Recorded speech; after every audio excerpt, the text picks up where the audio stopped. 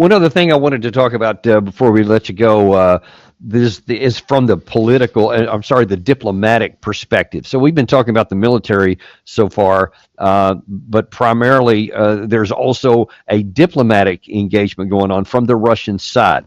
Now, we've talked about how Mark Rutte has been talking about, China and Russia, and oh my gosh, and many others have said, look at this actual axis of evil is real. There really is Russia, China, North Korea, Iran. They really are coming against us, and we need to be alarmed about this. Forget about the fact that it's been our actions that have shoved them together. But for the moment, let's leave that aside. But Sergey Lavrov, I think it was yesterday, said, or a couple of days ago, he said, there's another grouping of states that are arrayed against another we might want to also consider. The Indo-Pacific strategies symbolize NATO countries' desire to expand their infrastructure into the Far East, the Southeast Asia region, Northeast Asia, and to establish alliances there with a nuclear dimension, such as AUKUS, the US, the UK, Australia, the Trilateral, the US, South Korea, and Japan, which are conducting increasingly large-scale exercises, also with a nuclear component, among many others. The U.S.-backed Indo-Pacific Quad includes New Zealand, Australia, Japan, and South Korea. All of this is accompanied by the eastward expansion of NATO infrastructure, including in dangerous forms such as the transfer of ground-based intermediate and shorter-range missiles to the Philippines. So Lavrov saying, look, you want to talk about an alliance forming against you? How about the one forming against us in China? And he'd list, whether it's AUKUS, it's some of the trilat stuff that we have with Japan and South Korea, et cetera, on a number of things. And so when you look at it, you're going, well, yeah, but those are defensive. That shouldn't spur any kind of actions from the Russian side. They're wrong for getting together, but we're cool for it. How do you see that?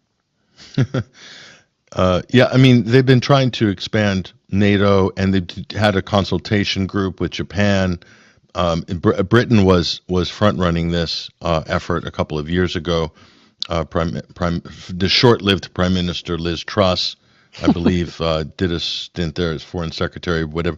She was deployed, and the AUKUS thing has turned out to be a complete debacle, by the way. It caused a major rift between the French and the British, because France had a deal which then pulled out from under them by the Americans and the British. Yeah, I forgot about that. On the submarines, but they're not going to be delivered. The whole deal is collapsing because they're not going to be able to fulfill it, not on any meaningful time scale. And plus, the cost overruns are supposed to be like astronomical. So, what is this going? What sort of level of deterrent? Certainly, on paper, yes, they're surrounding China, no doubt about that. And that's been going on for 30 years. Okay, but in terms of how you can make that work, in terms of justifying an alliance like NATO that far eastward, again, it's always the power is predicated on the Article 5, and so that's a kind of a flimsy mission, if you will, for your collective force can be triggered if one party is attacked or something like that. So they need to sign up somebody in NATO to in the East, in Asia, be it South Korea or be it, God forbid, Taiwan, Japan, perhaps. I just can't see the Japanese, the South Koreans, definitely not the Taiwanese going for that. So what is going on here? Is this really just more? They're trying different things to try to push the line eastward in terms of militarization, and there's going to be a cost associated with all of this. There's going to be money, business associated with all of this. So I would be very cynical and say I think there's huge profits to be made by refitting the entire Pacific Fleet and all of these other projects and new positions and bases, nuclear submarines. So that's probably one of the biggest in terms of money, revenue, profits is going to be the Pacific, is rebuilding out the Pacific. So those are big ticket items right across there. If you look at how long we've been under gravy trains, the DMZ in Korea, Okinawa, Guam, and all of our other in the archipelagos. I mean, it's kind of endless if you think about it. So it's maybe even more than what we'd be spending in Europe.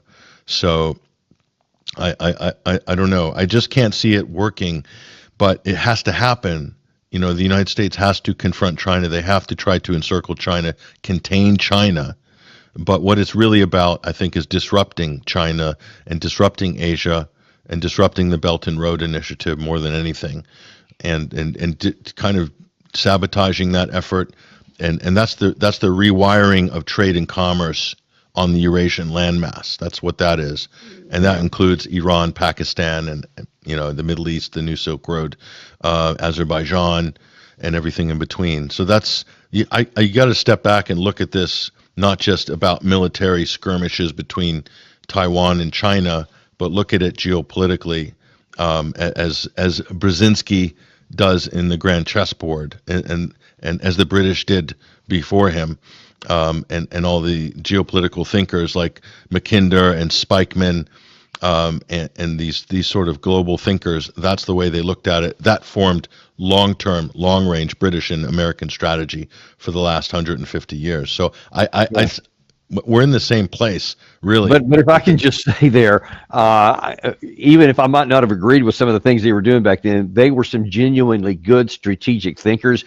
I don't think we have that anymore. I think we're trying to play that game, but we have guys whose knowledge is about an inch deep, and they're just trying to play like little kids wearing their daddy's clothes or something like that. I don't think it's going to end well. The big difference, Danny, between today and back then, you're right about the great minds before, but China's going to put a man on the moon probably in 3 years. That's the difference. Is the development of Asia. So all of that, all those geopolitical plans and strategies about global domination, they haven't been updated to factor in the rise of Asia. Yeah. And the only solution coming from Washington is, well, let's sabotage it, let's disrupt it, let's destroy that, let's blow that up. America's not building anything. China and its allies are building things in Asia.